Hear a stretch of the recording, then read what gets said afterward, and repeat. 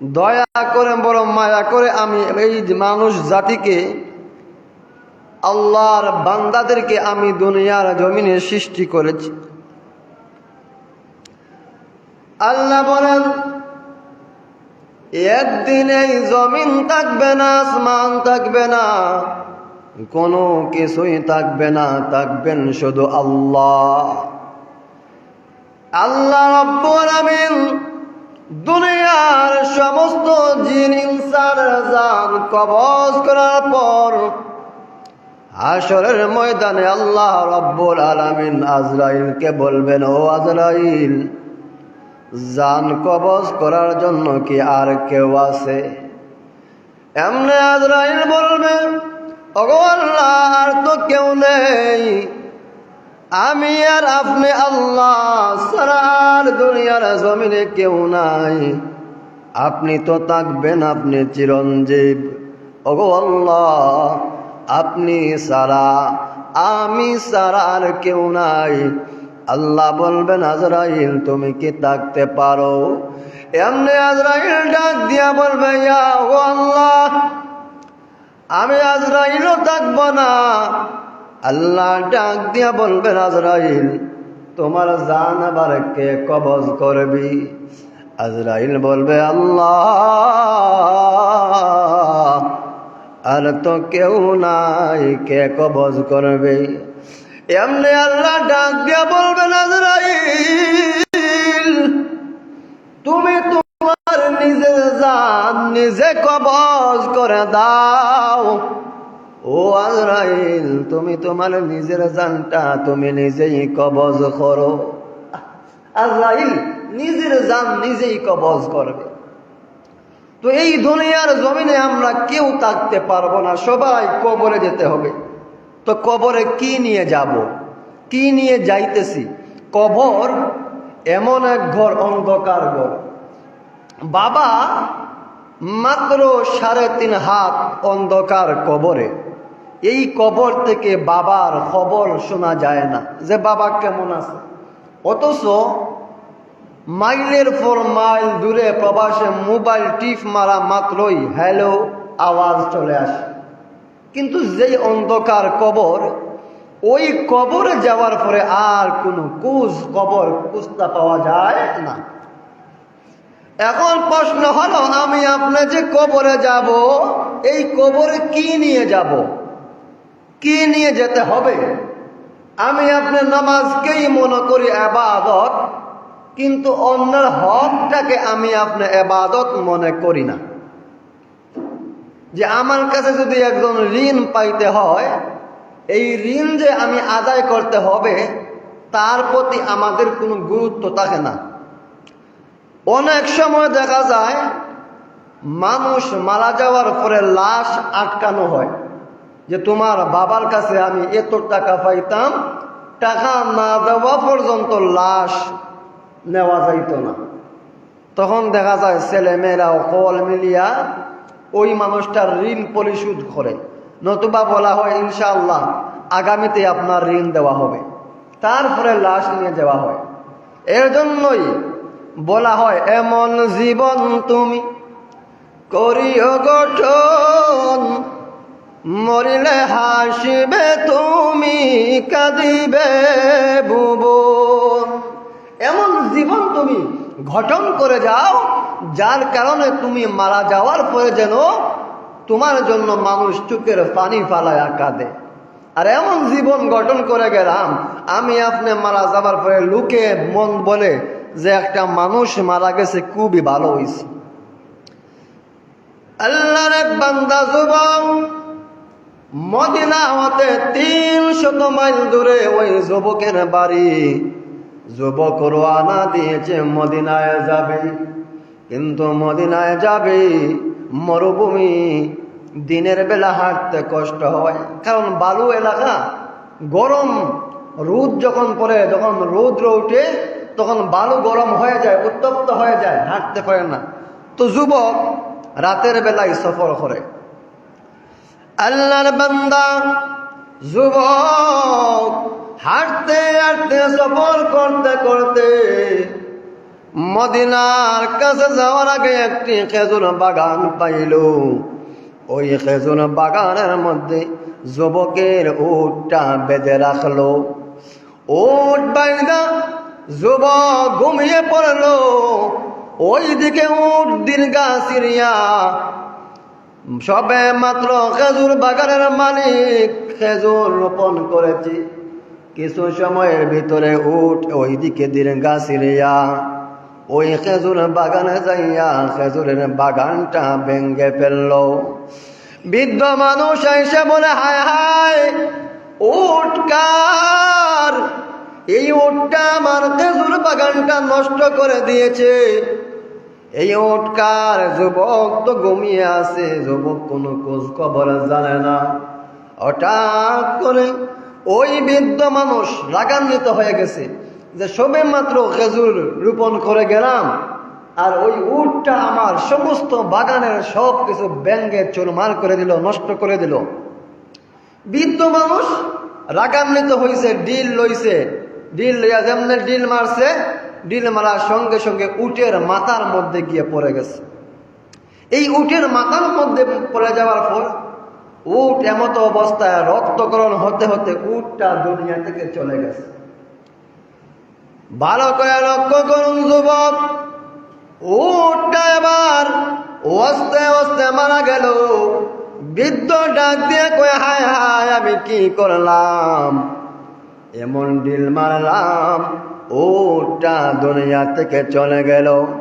এবার বৃদ্ধ বসে আছে, আফসোস করতে আছে, আমি তো উট মারার জন্য মারি নাই, উট কিভাবে মারা গেল? এবার উটটা মারা যাওয়ার পরে যুবক ঘুম থেকে জাগ্রত হয়েছে, হইয়া উট খুঁজাখুঁজি শুরু করছে, আমার উট কোথায়, আমার উট কোথায়? তাকাইয়া দেখে একটা উট জমিনে পড়ে মারা গেছে, আর পাশে একজন বৃদ্ধ বসে আছে। এবার যুবক ডাক দিয়া কয়, ও মুরব্বী, ও মুরব্বী, আমার উটকে মারছে। মুরব্বী ডাক দিয়া বলে, বাবা, আমি তোমার উটকে মারছি, কিন্তু আমি মারার জন্য ঢিল মারি নাই, আমি একটা ইট হাতে নিয়ে ঢিল মারছি। ঢিল মারার সঙ্গে সঙ্গে ওরে যুবক, তোমার উটের মাথার মধ্যে পড়ে গেছে, আর রক্তকরণ হতে হতে জমিন থেকে চলে গেছে তোমার উট। এবার যুবকের মাথা গরম হয়, আমার উট মানি লাইছো মুরব্বী, তোমার কি আর রাখা যায়? অনেক সময় কথাবার্তা হইতে হইতে এক সময় ওই যুবক একটা ঘুষি মারছে মুরব্বীরে।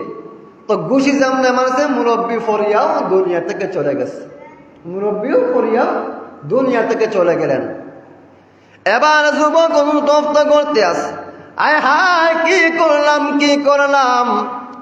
আমি তো উট মারার জন্য মারি নাই, এই উটকে আমি মাত্র একটা ঘুষি মারলাম, ঘুষি মারার সঙ্গে সঙ্গে কেমনে চলে গেল, মারা গেল। এবার যুবক অনুতপ্ত করে, হায় রে, এই যে বৃদ্ধকে আমি মারে ফেললাম, আমি আল্লাহর কাঠগড়ে আসামি হয়ে গেলাম। আর কোরআনের আইন হলো হত্যার বদলা হত্যা, হত্যার বদলা হত্যা। তো যুবক এবার মনে মনে ভাবে, আমি যদি এখন এই জায়গা থেকে চলে যাই, ওই বৃদ্ধকে যখন খুঁজতে আসবে মানুষগুলো আমাকে আর পাবে না। আর আমি যদি চলে যাই, আমি মদিনার কাউকে চিনি না, এই জায়গায় আমার বাড়িও নাই, ঘরও নাই, কোনো কিছু নাই। আমি যদি চলে যাই, আমায় কেউ চিনবে না। আবার যুবক মনে মনে চিন্তা করে, দুনিয়ার যদিও কেউ না দেখে গো, দেখছেন একমাত্র আল্লাহ, যে আল্লাহ আমাকে বাঁচানোর মালিক, যে আল্লাহ আমার রিজিকের মালিক, যে আল্লাহ আমার হায়াতের মালিক, যে আল্লাহ আমার খাওয়ানোর মালিক, ওই আল্লাহ তো আমার সব কিছু দেখতেছে, আমি কেমনে যাব? না না, যুবক বলে, না, আমিও যাব না। এবার বৃদ্ধের পাশে যুবকও বসে আছে। তো বৃদ্ধের সন্ধ্যা হয়ে যাচ্ছে। তো মুরব্বী মানুষের দুইটা ছেলে ছিল, ছেলেরা বাবাকে খুঁজতে আইসা দেখে আজব কাণ্ড, উট মরে আছে, পাশে বাবাও মরে আছে, একটা যুবক বসে আছে। এবার যুবককে ডাকবে, যুবক বলো কে আমার বাবাকে মারছে আর কে মারছে? এবার যুবক ডাক দিয়া কয়ে, বাবারা শোনো শোনো শোনো, তোমাদের বাবা আমার উটকে মারছে, গতিকে আমি রাগান্বিত হইয়া তোমার আব্বারে আমি একটা ঘুষি মারছি। আমি মারার ইচ্ছায় মারি নাই, এমনিতেই মেরেছিলাম, কিন্তু তোমার বাবা দুনিয়া থেকে চলে গেছে। এবার যুবকেরা ডাক দিয়া কয়, না আমরা বিশ্বাস করি না, বলো আমাদের বাবাকে কেমনে মারছো? বলে, ও যুবকেরা, আমিও যুবক, আমি চাইলে এই জায়গা থেকে যেতে পারতাম, তোমরা কেউ আমায় খুঁজে বাহির করতে পারতে না, তোমরা আমাকে কেউ চিনো না। আমি তোমাদের বাবাকে মারার জন্য মারি নাই, শুধু একটা ঘুষি মারছি, ওই ঘুষির কারণে তোমাদের আব্বা দুনিয়া থেকে চলে গেছে। ও যুবকেরা, এবার তোমরা যেই শাস্তি আমাকে প্রদান করবে আমি শাস্তি পেতে রাজি আছি। এবার যুবক ডাক দিয়া কয়, আরে যুবকেরা, তোমরা চাইলে আমায় মদিনায় নিয়ে যেতে পারো, ওমরের দরবারে আমায় নিয়ে যেতে পারো। যেই ওমর এত শোকে এত রাগান্বিত একজন ওমর, যেই ওমরের নাম শোনার পরে মানুষ তড়তড়াইয়া কাঁপছে, সেই ওমরের কাছে আমাকে নিয়ে চলো, সেই ওমর আমার বিচার করবে, যা বিচার হবে আমি মাথা পেতে আমি মেনে নিব, আমার যদি ফাঁসি হয় আমি ফাঁসির মঞ্চে দাঁড়াতে রাজি আছি। যুবকেরা এবার বলে, তাহলে চলো নিয়ে যাওয়া হোক। এবার যেই ওমরের কাছে নিয়ে গেছে, সেই ওমর এমন এক ওমর, আগের যখন ওমরের জামানা ছিল, যখন অর্ধ পৃথিবী শাসন করেছেন ওমর রাদিয়াল্লাহু তাআলা আনহু, সুবহানাল্লাহ বলে, যেই ওমর এত বড় গরম একজন মানুষ, যেই ওমর যখন আগের কার মানুষ যখন বাচ্চাদেরকে ঘুম পাতাইতো, ওমরের নাম হইলেও বাচ্চারা ঘুমিয়ে যেত, সেই ওমর। এই ওমর যখন ওমরের কাছে তখন নিয়ে যাওয়া হলো, এবার বিচার নির্ধারণ করা হলো। এবার যুবকেরা বলে, হুজুর আমাদের আব্বার যুবক দুনিয়া থেকে চিরবিদায় করে দিয়েছে, আমরা তার বিচার চাই। ওমর বললেন, যুবক বলো তুমি কেন ওই তার বাবাদেরকে মেরে ফেললা? এবার ডাক দিয়ে কই, হুজুর আপনি অর্ধ পৃথিবীর শাসক, আপনি বিচারক, আপনার মনে যেটা চায় এটাই বিচার করেন না, আল্লাহর নির্ধারিত বিধান অনুযায়ী আপনি বিচার করেন। ওগো ওমর, তাহলে শোনেন, ওনার বাবা আমার উটকে ঢিল মেরে দুনিয়া থেকে বিদায় করে দিয়েছে, এর কারণে আমি রাগান্বিত হইয়া তাদের বাবাকে আমিও একটা ঘুষি মারলাম, ঘুষির সঙ্গে সঙ্গে তাদের বাবাও দুনিয়া থেকে চলে গেল। এবার ওমর ডাক দিয়া বলে, যুবক তাহলে এবার হত্যার বদলা হত্যা, আল্লাহর কোরআনের বিধান অনুযায়ী হত্যার বদলা হত্যা। যখন বিচার কার্য হয় তখন বাহ্যিক দিক বিবেচনা করে বিচার কার্য করা হয়। তোমার দিলের খবর আমরা কেউ জানি না, তোমার দিলের খবর জানেন আল্লাহ, আর জানো তুমি কেমনে মারছো সেটা আল্লাহ আর তুমি জানো, কিন্তু যেহেতু তুমি মারছো হত্যার বদলা হত্যা, তোমার ফাঁসির কার্য করা হবে, তোমার ফাঁসি দেওয়া হবে। ওমর রাদিয়াল্লাহু তাআলা আনহু যখন বিচার কার্য আরম্ভ করলেন তখন সিদ্ধান্ত হলো যে যুবককে ফাঁসি দেওয়া হবে। যুবককে কি করা হবে? ফাঁসি দেওয়া হবে। এবার ফাঁসির মঞ্চ তখন, ফাঁসির আগে ওমর রাদিয়াল্লাহু তাআলা আনহু ডাক দেবেন, এ যুবক বলো তোমার কি কোনো কিছু ইচ্ছা আছে শেষ ইচ্ছা পূর্ণ করবার? ওমরকে ডাক দিয়া কয়, ও ওমর, দুনিয়ার কোনো ইচ্ছা আমার নাই, তবে আমার বড় একটা ইচ্ছা আছে গো, আমার একটা বড় ইচ্ছা আছে। কি ইচ্ছা? বলে আমাকে বাড়িতে পাঠিয়ে দেন, আমি বাড়িতে যাব আর আসব। ওমর রাদিয়াল্লাহু তাআলা আনহু বলেন, এই রকম তো তোমাকে ছেড়ে দেওয়া যায় না।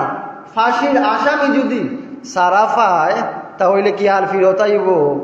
আমরা এমন মানুষ, একটা কিল মারিয়াও দৌড়িয়ে বাড়ির যাই, কইনও আর টাকা যাইতো না, কি জানে কি হয়। দেখেন না রাস্তাঘাটে যখন অ্যাক্সিডেন্ট হয়, গাড়ি মারিয়াও চাই যাইতো গিয়া, দাঁড়াতে চায় না, কারণ তার ভিতরে আল্লাহর ভয় নেই। ভিতরে যদি আল্লাহর ভয় থাকতো, দুনিয়া একজন মানুষ মারছে এই ভয় যদি তার ভিতরে থাকতো তাহলে দাঁড়িয়ে যেত। কারণ জীবনে হত্যা, একজন মানুষকে যদি কেউ হত্যা করে ওই মানুষ চিরস্থায়ী জাহান্নামী হয়ে যায়। যদি স্বইচ্ছায় একজন মানুষকে হত্যা করে তাহলে ওই মানুষ চিরস্থায়ী জাহান্নামী। তাহলে আমাদের দুনিয়ার নিয়ম হলো, যখন একজন মানুষ আর একজন মানুষকে মারে তখন ওই মানুষকে খুঁজিয়া পাওয়া যায় না। তখন খুঁজার লাগে কিতা করা হয়?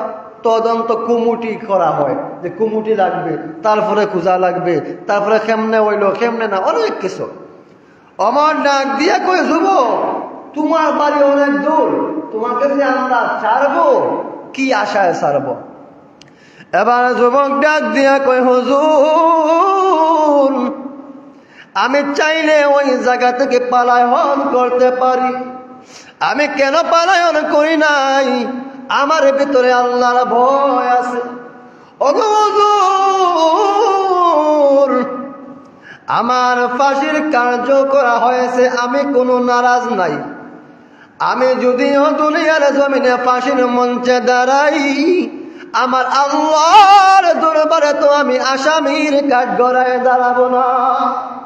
আমি তো আল্লাহর দরবারে আসামির কাঠ গড়ায় দাঁড়াবো না।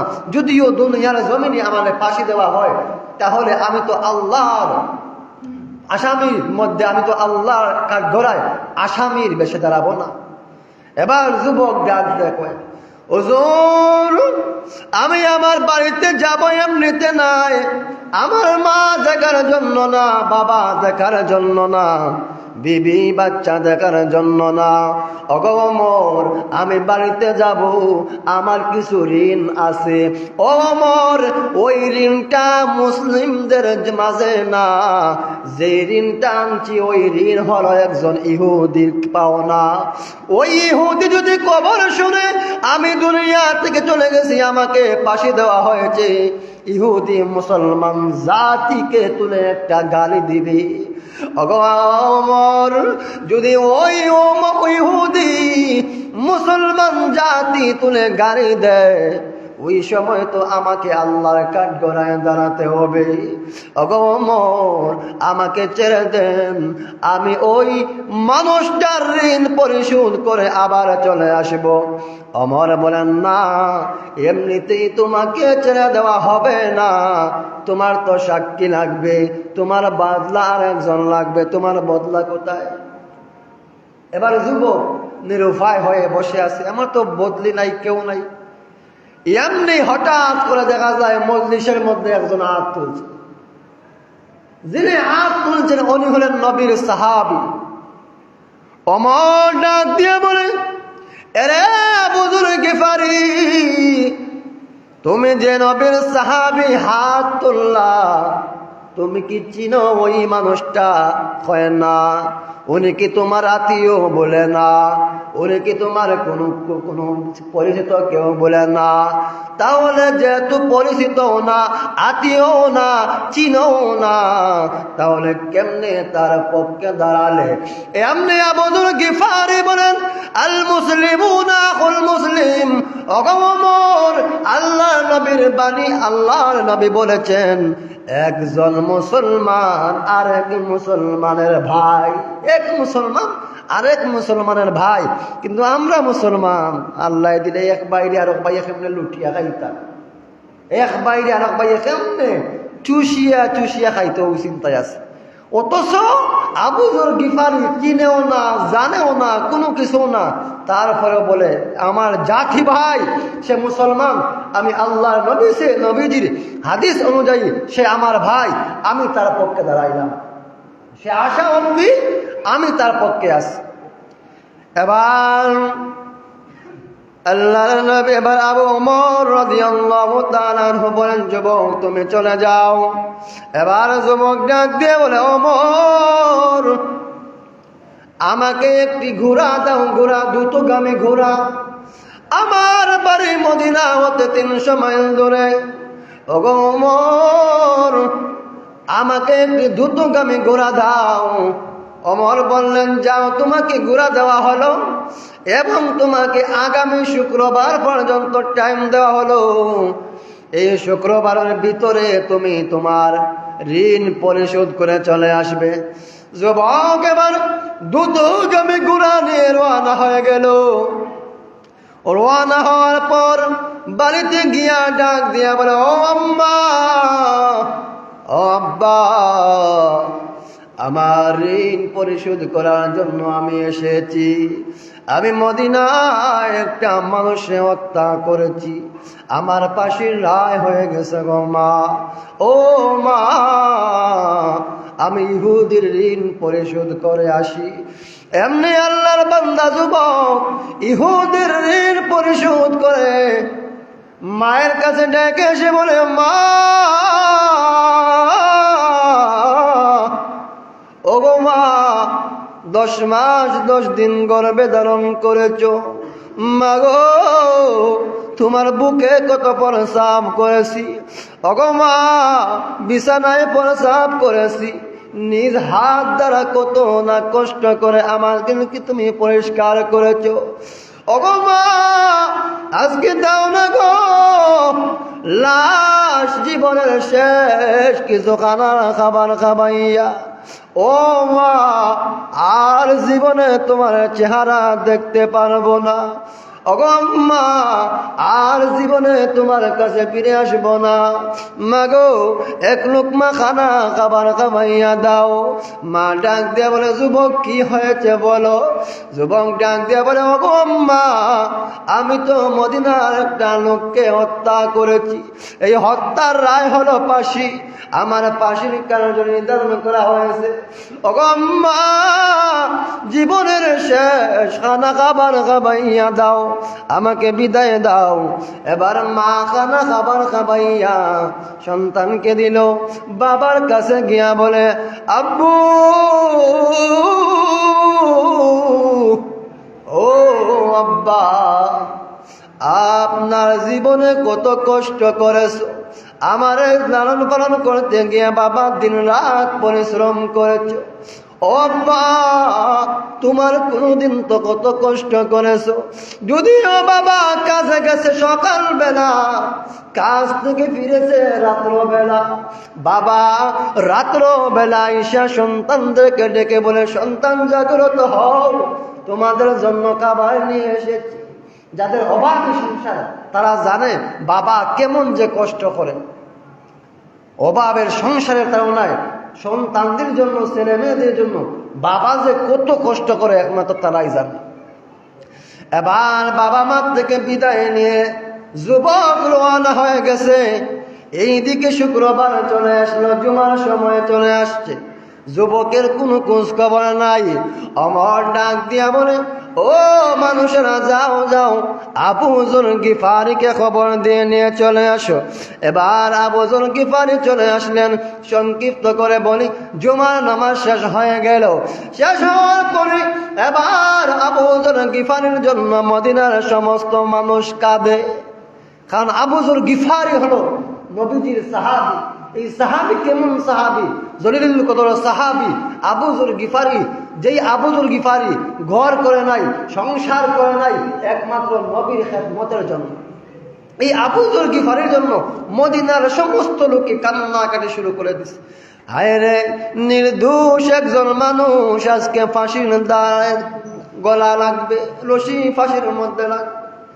যেই মানুষটা আবু যর গিফারি নবীর সাহাবী, ওই সাহাবীর গলায় আজকে ফাঁসির রশি দড়ি লাগবে। এবার আবু যর গিফারি রওনা হয়ে গেল জুমার মধ্যে। জুমার নামাজ শেষ হয়ে গেল। এবার আবু যর গিফারিকে ডাক দেওয়া হলো, ও আবু যর গিফারি, ফাঁসির জন্য রেডি হয়ে যাও, ফাঁসির জন্য রেডি হয়ে যাও। এবার আবু যর গিফারি মুস্কি মুস্কি হাসে, সবাই কাঁদে। আবু যর গিফারি ডাক দিয়ে বলে, তোমরা কাঁদো কেন? বলে, ও আবু যর গিফারি, তুমি নবীজির সাহাবী, তুমি নির্দোষ একটা মানুষ, আজকে মোদি ওই কেমন লোকটার জন্য তোমার পাশে হয়ে যাবে। আবু যর গিফারি মুস্কি মুস্কি হাসে।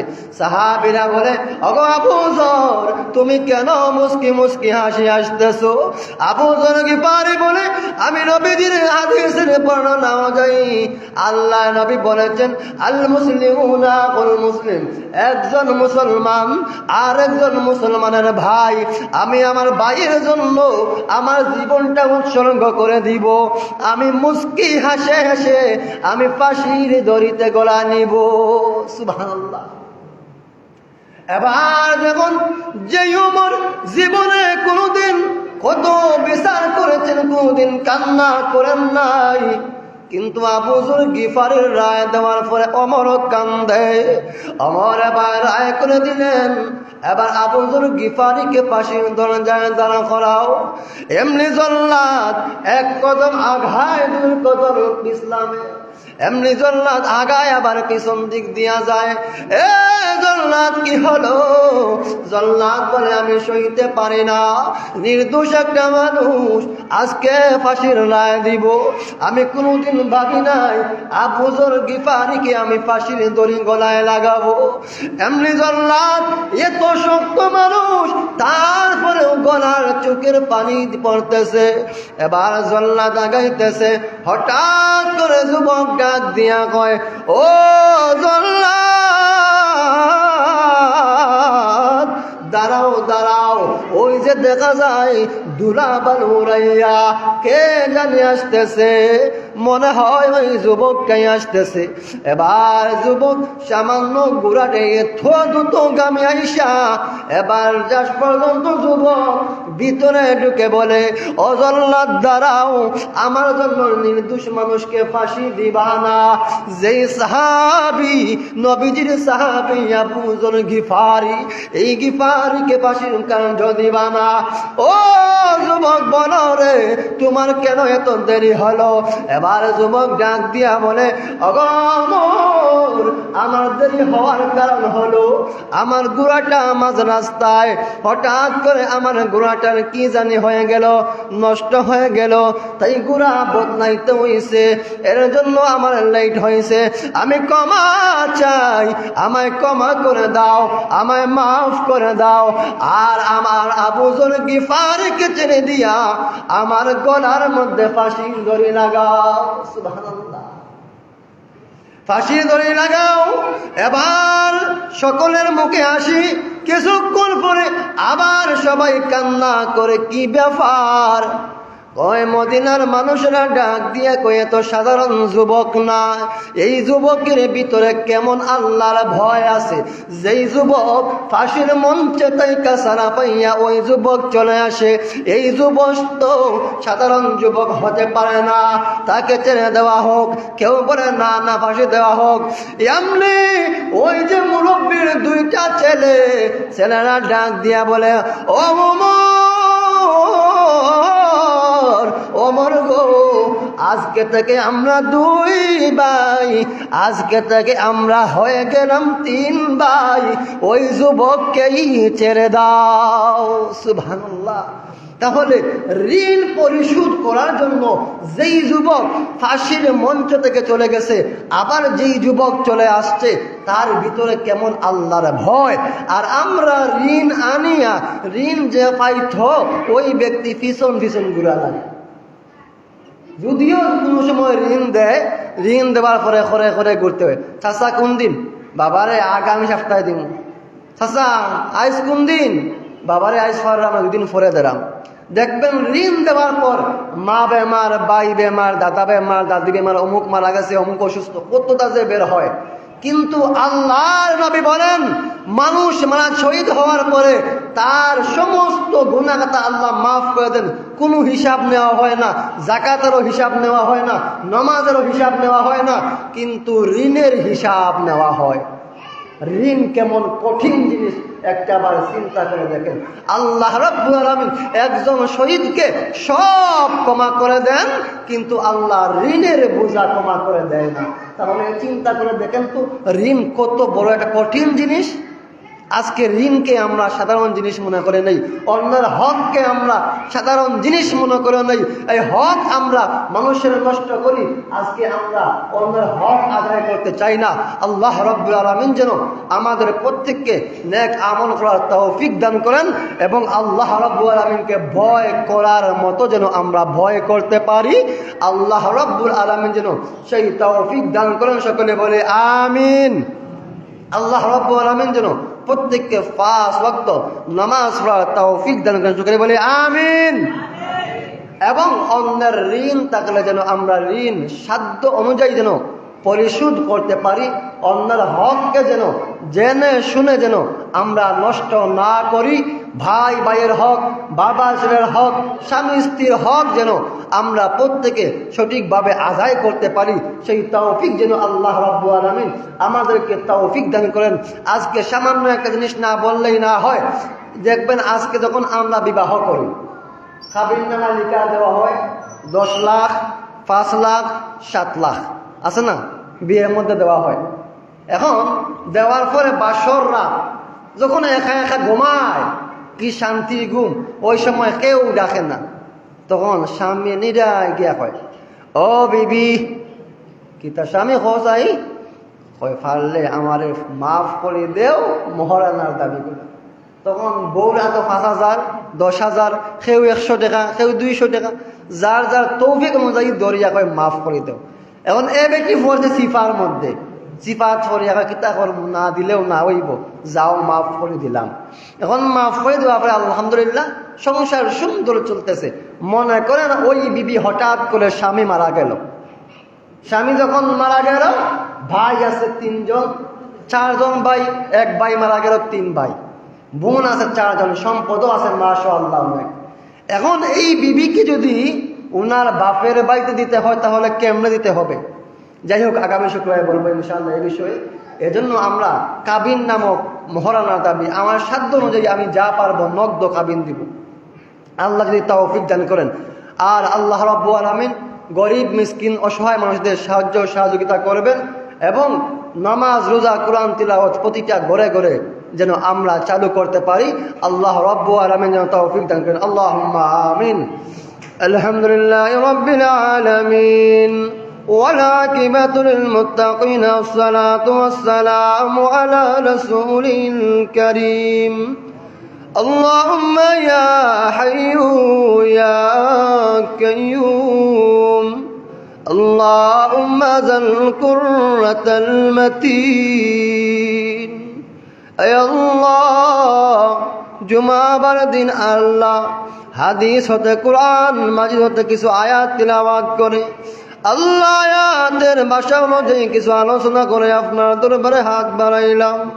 ওগো আল্লাহ, মেহেরবানি করে আমাদের আলোচনা অনুযায়ী প্রত্যেককে আমল করার তৌফিক দাও। আল্লাহ, প্রত্যেককে নেক আমল করবার তৌফিক দাও। আল্লাহ, প্রত্যেককে 5 ওয়াক্ত নামাজি বানাইয়া দাও। ওগো মাবুদ, যাদের আব্বা নাই আম্মা নাই, এতিম হয়া খালি হাতে তোমার দরবারে হাত বাড়াইছি। এ আল্লাহ, যাদের আব্বা আম্মা নাই কবরকে জান্নাতের বাগান বানাও। এ আল্লাহ, নেক আমল করবার তৌফিক দাও। প্রতিটা ঘরের মধ্যে শান্তি দান করো, ইজ্জত দান করো। আল্লাহ, গুনার কারণে আল্লাহ গজব আযাব দিয়ে আমরা ধ্বংস করিও না। بفضل سبحان ربك رب العزة عما يصفون وسلام على المرسلين والحمد لله رب العالمين آمين آمين بحق لا إله إلا الله محمد رسول الله.